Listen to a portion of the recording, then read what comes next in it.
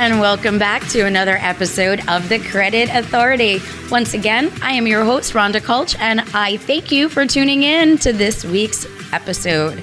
We always want to start by thanking our sponsors. So big shout out to Equity First. If you are experiencing credit and or financial challenges, feel free to reach out to any one of their trained professionals. They are bilingual, nationwide, and waiting for your call. Feel free to touch base at 631-714-4822. And with that said, we are in the studio with friends of mine, Eddie and Gershom of the Occuagency. And today, because you guys have been on the show before, we want to talk about like marketing 101 mistakes. Like what separates you from the other guys that promise the sun, the stars, and the moon. So let's welcome Eddie and Gershom to today's show, and let's pick up from there. So thanks, Rhonda. Thank you for having us. Appreciate that. Let's talk a little bit about marketing.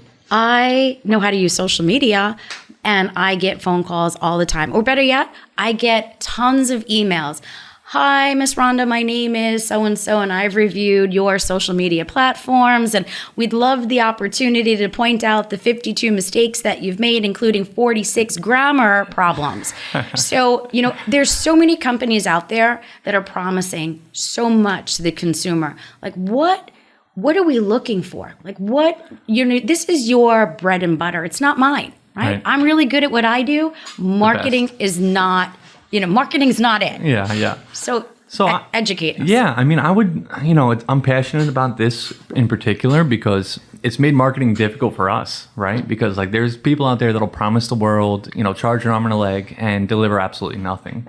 Yeah. And I think, just to sort of add some color, I think, this boils down to, there are a lot of different aspects to social media marketing and marketing in general. And some of those aspects are it's a lot more difficult to command revenue with some aspects of social media. Would you agree, Eddie? Oh, yeah, absolutely. Yeah, I think it boils down to, likes and follows and impressions are one particular aspect, and someone who just specializes in that sort of softer format, they're going to have difficulty. They're going to have difficulty helping a business owner rationalize the investment in that marketing. So they're forced. They almost feel forced to make promises that, that ultimately a social media post or video or that type of strategy cannot directly be responsible for. There's different formats of marketing. Some more specifically will allow you to command revenue. Yeah, well, I think, not to say it's super valuable. It's super valuable to have the following, to have the videos, to have the photo. That, in my opinion, that's basically representing yourself online, right? So that's your appearance. You want to appear like a business that people want to do business with, right? So super, super valuable aspect of marketing, but not necessarily what's going to ring the cash register, right? So I do think that it's a crucial first step. I wouldn't want to drive people to a page or drive leads to a page that didn't really look professional. So I do believe it's a great starting place. But for example, we have a partner, Matt from M&M Photography. We do a lot of work with him, and that's the type of stuff that he does.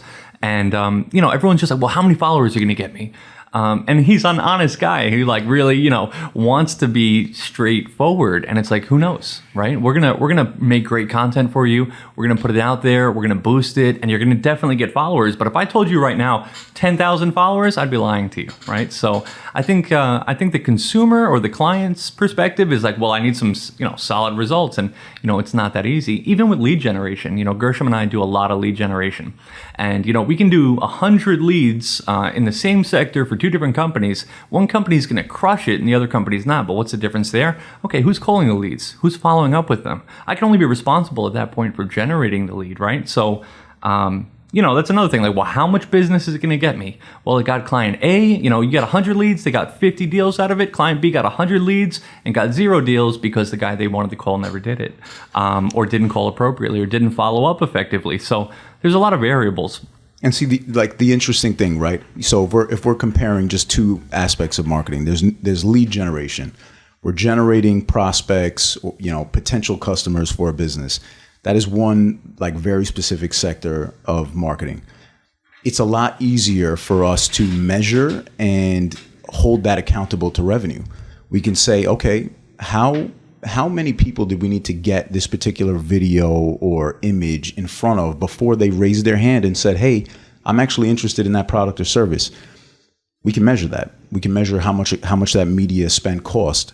And then we can say, okay, well, out of those hand raises, how many of those hand raises did it take before the business actually was able to have a transaction, right?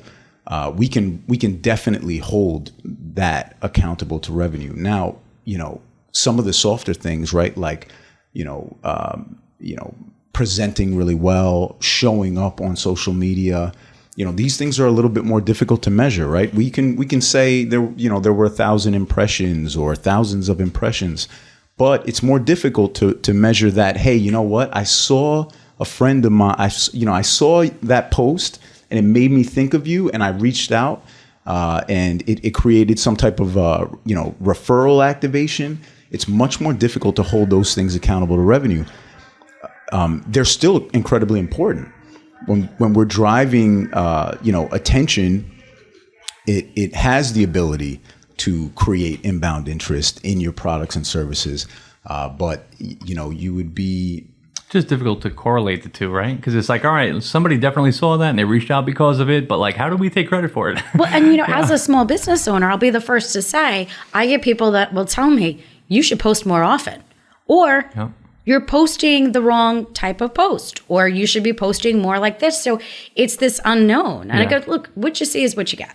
Right. You either like me or you don't. Yeah. You either follow me or you don't. And like, are they posting perfectly? What's going on here? But that's what happens. Like, I'll post a photo of me doing something and somebody will say to me, is that relevant to your business? And I'll say, but I think sometimes everything is relevant. Right. Sometimes seeing the softer side or what I'm doing in my off time allows me to be maybe more approachable. You are the business. Somewhere else, right? Right. I would say that is crazy. People that are like, well, why are you sharing personal things on your business page? I'm a person.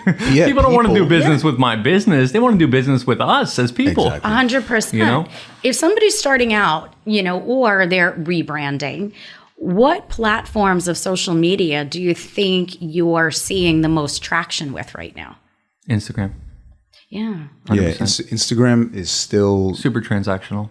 Yeah, it's pretty dramatic, and what's interesting is, right, you get new platforms, you get TikTok, people start saying, there's not enough activity on Facebook. That's a lie. What you have to understand is, there's like, by contrast, you could really fool yourself. Is there a lot of activity on TikTok? Yes, absolutely. But there's still a lot of evidence for a lot of impressions, a lot of reach organically to be had on Facebook. And what's really interesting about all the platforms is that they're all competing for attention, right? So, TikTok will come out with a feature that's particularly popular. Facebook will come out with its own version of that, right? Everyone's harping on TikTok for that particular feature. But as a matter of fact, if you go ahead and you look at how much more organic reach you would receive on that same feature on Facebook, because everyone's so convinced that all of the attention has moved over to TikTok, you'd be really surprised.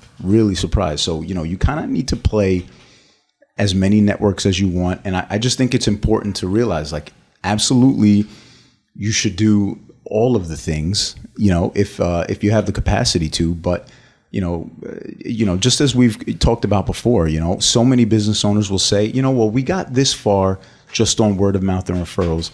Well, that's fantastic. Let's think about, how does social media add to that?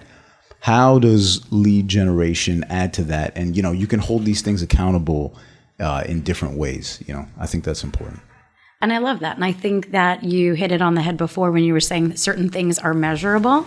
And I think the more you keep yourself out there, the more opportunity you have, because somebody may not need you today, but they may need you next week. And it's, top of mind for even a friend or a family member when you are posting, assuming that you are posting appropriately. With that in mind, just because we are running low on time, if you are a business looking to grow in the marketing space or consider rebranding in the marketing space, feel free to reach out to Eddie and Gershom at the Occuagency. And how do they reach out to you guys? Call me 516-359-5351. And just like that. All right. With that in mind, stay tuned. We're bringing on our next guest.